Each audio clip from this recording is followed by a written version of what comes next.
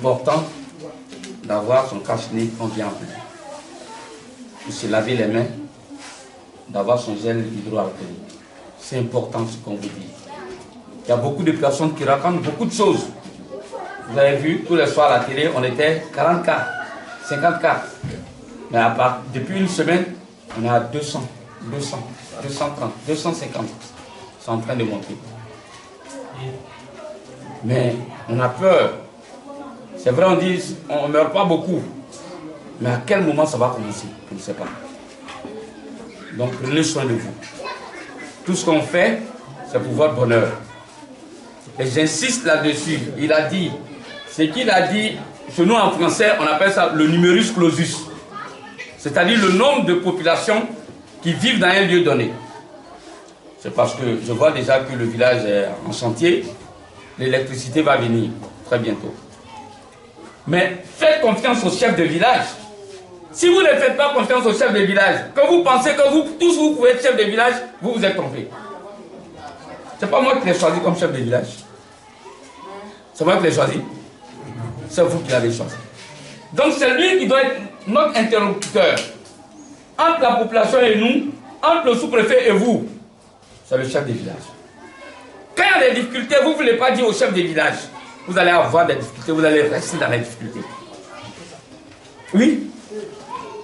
Ce que le chef va dire au sous-préfet va parvenir rapidement au gouvernement. C'est vrai. Il y a d'autres voies pour parler. Tout le monde peut parler à tout le monde en Côte d'Ivoire. Mais il y a des chemins. Parce que quand vous allez dire à quelqu'un, on va demander au préfet. Le préfet va demander au sous-préfet. Le sous-préfet va demander au chef de village. Vous voyez, le chef de village maintenant va venir vous dire. Et puis ça va refaire encore le chemin pour repartir. Or, au lieu d'aller dire à quelqu'un, pour dire on connaît quelqu'un, vous connaissez le chef de village. Le chef de village est le représentant de l'État dans le village. Le sous-préfet est le représentant de l'État dans la sous-préfecture. Ça va aller plus rapidement. Il a parlé, le problème du centre de santé, on va regarder. On va faire les études nécessaires. Déjà, le numerus clausus de 2000 personnes peut vous permettre d'avoir un centre de santé. On va regarder dans quelle mesure on peut vous aider.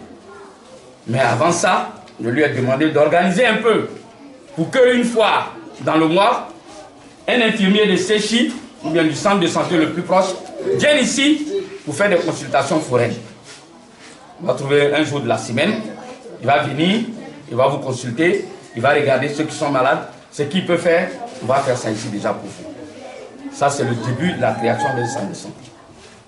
Moussa l'a dit, ce qu'il a dit, c'est la vérité. C'est la vérité. Si vous vous organisez, vous êtes dans le café cacao, vous pouvez vous aider vous-même à réparer les pompes. Si vous voulez, vous pouvez réparer vos pompes.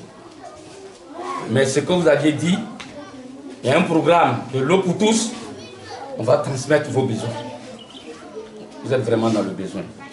Mais ce n'est pas normal que quand l'État de Côte d'Ivoire vous a donné une pompe villageoise et que c'est l'État de Côte d'Ivoire qui doit venir réparer cette pompe. Je suis comme ça. J'ai vu des villages où seulement en donnant 5 francs ou 10 francs à la pompe, on a pu entretenir la pompe et mettre un bon comité en place. En ce moment, c'est les femmes qu'on doit responsabiliser. Vous l'aviez dit, quand il n'y a pas de l'eau, qui souffre? C'est les femmes. Il faut aller chercher de l'eau, il faut aller faire ceci. Mais dès qu'on va mettre un comité en place, il y a quelqu'un ici dans le village qui va s'élever pour dire, lui, il doit être le président du comité, il va prendre l'argent là pour faire autre chose avec. La pompe est gâtée, on ne peut pas réparer la pompe. Voilà la plaie de nos villages.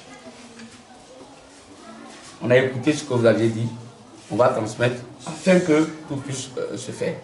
On l'a dit, vous voyez qu'on revient toujours sur le nombre de population, le chiffre de population. Et le dernier recensement l'a démontré, mais en attendant le prochain recensement, ce qui va nous donner comme signe de la population, c'est la liste électorale. Donc je veux compter sur vous pour que ce travail puisse bien se faire. Je laisse la parole au sous-préfet. Monsieur Taki Ernest, je parle au nom de monsieur le directeur. Moi personnellement, je suis monsieur le préfet sur les réseaux sociaux. Voilà, je le suis sur les réseaux sociaux, je vois certaines de ses activités sur les réseaux sociaux. Et je sais que monsieur le préfet est véritablement un homme charismatique, un homme dynamique. Et moi personnellement, je dis que ce sont, avec madame le sous-préfet, ce sont des personnes qui nous donnent l'envie d'aimer ce métier, de voir que ce métier-là, voilà, de voir ce métier sous un autre aspect. Eh bien, pour revenir à nous enseignants, au nom de monsieur le directeur, nous voudrions que monsieur le préfet intervienne auprès des autorités compétentes. Déjà, beaucoup de choses sont faites. Nos autorités nous aident comme elles peuvent. Mais que monsieur le préfet intervienne auprès des autorités compétentes pour que ces autorités-là aident la population d'Amaningué-Sankro. Quand nous sommes arrivés ici, quand l'État nous a affectés ici, cette population n'a lésiné sur les moyens pour nous aider. Mais aujourd'hui, notre difficulté est que nous n'avons pas de logement. Nous sommes, voilà, pour le moment, nous sommes 4 enseignants. Avant d'arriver là-bas, nous sommes 4 enseignants. En principe, nous devons être 6 enseignants, mais pour le moment, nous sommes 4. Avec 3 logements que la population d'Amaningué-Sankro a fait tout son effort pour nous trouver un logement. Ça, nous leur disons merci. Pour le moment, nous les 4, nous avons 3 logements. Il y a un des nôtres qui vit dans une famille d'accueil. Et encore, nous souhaiterons que monsieur le préfet intervienne toujours auprès des autorités compétentes pour que, je le disais tantôt que nous sommes 4 enseignants au lieu d'être 6, que nous ayons aussi d'autres collègues pour nous aider, parce que la tâche est véritablement difficile et ça pèse financièrement parlant sur la population d'Amaningué-Sankro. Voilà, donc ce sont nos doléances. La population n'a pas encore dit que ça faisait actuel. Il est de la population.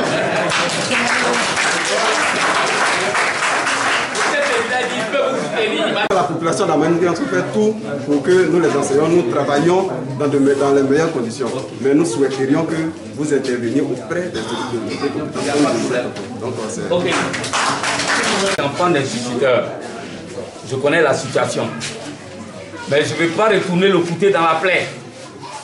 Au départ, il y a une grève sauvage.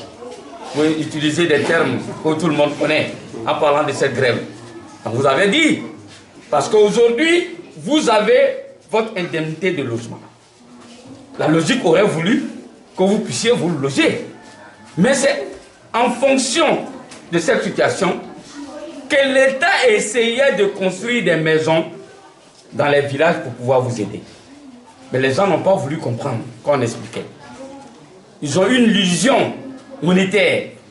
Parce qu'on pense que ce qu'on va nous donner comme argent pour payer, louer des maisons va nous suffire. Mais la réalité, c'est celle-là. Quand je suis dans un village comme Amaningué-Sankro, où il n'y a même pas de maison à louer, comment je fais?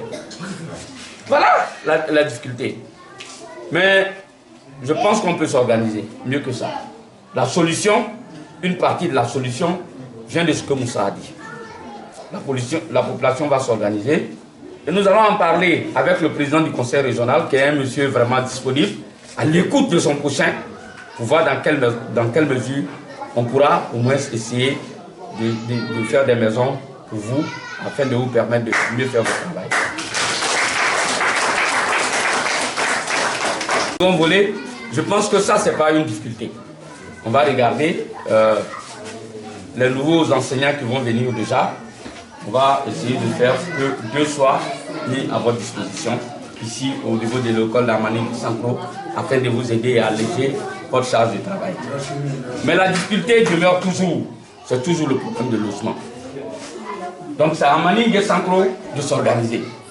Malheureusement, la Covid-19 a fait qu'on n'a pas pu réellement travailler avec les chefs de village. Parce qu'on peut travailler. On a beaucoup d'idées. Ne serait-ce que les opérations, un jeune du village ou bien un paysan, 2 briques. Si chacun d'entre nous peut donner 2 briques, 5 briques, en fonction des populations, en fonction des périodes, je pense que rapidement on pourra entasser le nombre de briques nécessaires afin de construire. Un village, c'est ça aussi, c'est la solidarité. C'est l'organisation. Et le village doit mettre son organisation autour de sa coopérative.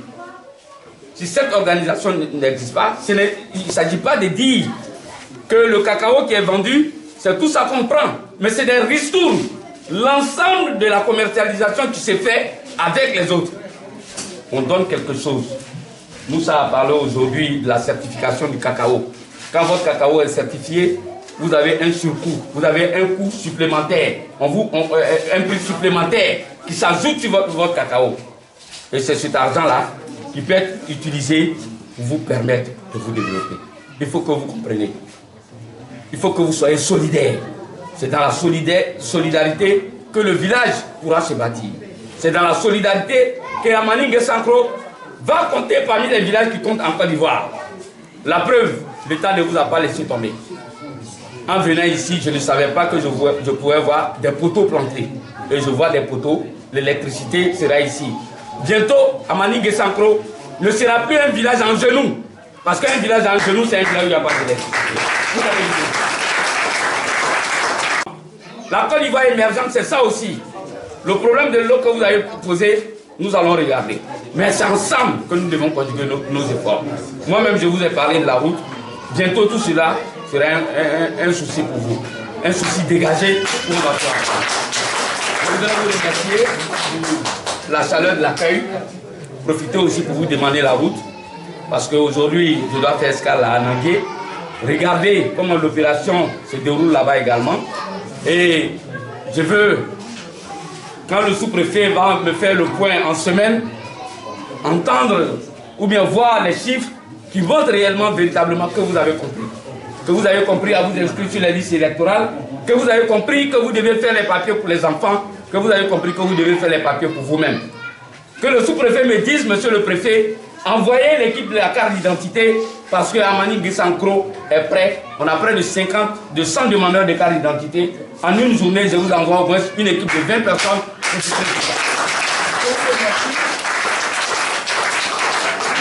Mon baoulé n'est pas bon.